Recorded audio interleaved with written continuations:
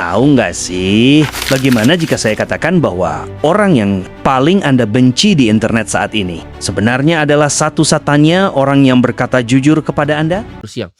Lu tidur siang lu tuh apa? Lu bayi gitu kan. Bayi 1 tahun 2 tahun tidur siang. Timothy Ronald bicara soal kemiskinan yang adalah pilihan. Ferry Irwandi membongkar kebodohan massal. Guru Gembul menggaci kek-kek sejarah yang kita agungkan. Dan Panji Pragiwaksono, dia menertawakan kemunafikan kita tepat di depan wajah kita. Kenapa kehadiran mereka terasa seperti serangan personal? Apakah mereka memang sombong?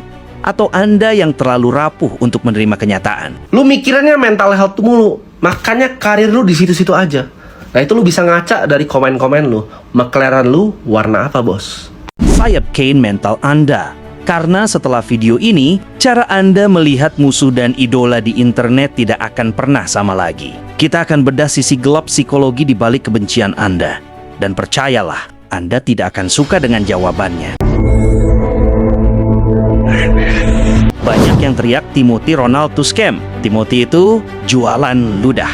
Tapi jujur saja, apakah Anda benci sistemnya? Atau Anda benci karena dia menunjukkan bahwa Anda sedang malas? Seperti pencuri di malam hari. Dia akan curi terus uang dari lu karena lu males. Tangan lu dikasih apa nggak mau kerja. Santai-santai. Orang lain yang jauh lebih kaya dari lu, kerjanya lebih gila dari lu. Lu cuma ngasih, oh gini capek ya. Udahlah, sate healing.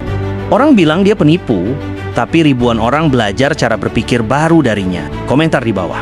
Apakah dia benar-benar scam? Atau Anda cuma belum sanggup bayar harganya dan memilih untuk menghujat dari kejauhan? Netizen bilang Guru Gembul itu sok tahu dan Ferry Irwandi itu sombong. Pertanyaannya, kapan terakhir kali Anda membaca buku sebanyak mereka? Kita membenci Ferry karena dia merusak berhala idola kita. Satu-satunya alasan kenapa sampai sekarang gue nggak bisa disantet karena santet itu nggak pernah ada. Kita membenci Guru Gembul karena dia mempertanyakan dogma kita. Bantah saya di komentar.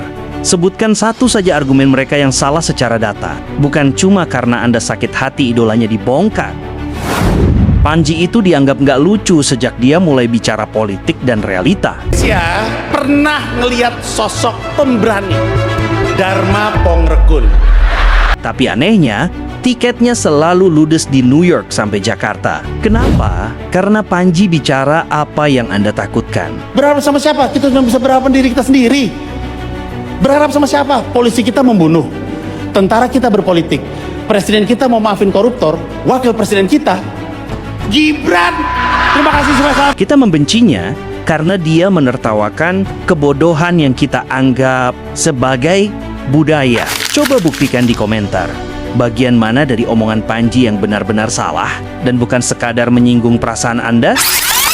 Membenci mereka adalah cara termudah untuk melindungi ego Anda yang terluka. Tapi mendengarkan mereka adalah cara tercepat untuk tumbuh. Jadi, siapa yang sebenarnya bermasalah? Mereka yang bicara atau Anda yang telinganya terlalu tipis? Jangan lupa follow Instagram dan TikTok kami. Kita akan terus ada di sini untuk mengusik zona nyaman Anda. Sekarang, saya tantang Anda di kolom komentar.